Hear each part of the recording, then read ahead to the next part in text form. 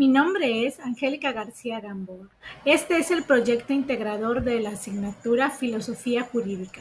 Mi matrícula es CTM 008354. A continuación vamos a resolver algunas preguntas. ¿Qué importancia tuvo la ONU en la Declaración Universal de los Derechos Humanos de 1948? Precisamente fue la ONU la organización que respaldó esa declaración o este documento, con el fino propósito de darle universalidad para que su aplicación sea a nivel mundial y no tenga distinción alguna entre las personas, por ejemplo, distinción de raza, de género, de religión, entre otras. ¿Cómo se define el constitucionalismo? En el orden jurídico se trata de un sistema jurídico constituido por ideas, actitudes y pautas de conducta, cuya guía es la ley suprema.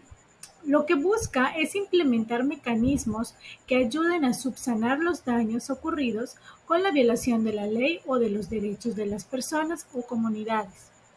¿Qué son las minorías y en qué artículo de la Constitución Política de los Estados Unidos Mexicanos se encuentra regulado? Las minorías se trata de aquellos grupos de personas que no forman parte de las directrices que dicta la mayoría. Se agrupan generalmente de acuerdo a la etnia, a la condición sexual, a la religión, la raza, entre otras características. Es precisamente el artículo 1 de la Constitución Política de los Estados Unidos Mexicanos que hace alusión a las minorías. ¿Qué implica el patriotismo cultural en la actualidad? Constituye el sentido de pertenencia individual y colectiva de las personas con su país y promueve la diversidad cultural. En otras palabras, lo que busca es la identificación de las personas con su país y lo que él implica, por ejemplo, el gobierno, la cultura, la economía, entre otros rasgos importantes. ¿Qué son los derechos humanos de tercera generación y cuál es su origen? Este tipo de derechos también es llamado derechos colectivos o difusos.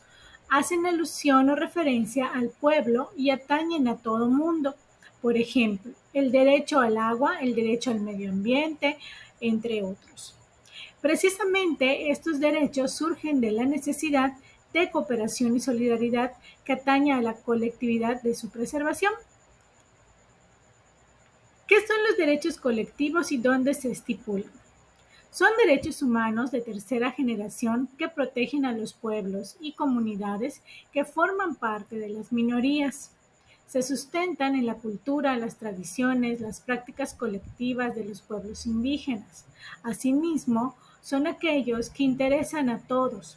Su violación no necesariamente causa daño a una persona en específico, pero sí genera una afectación colectiva.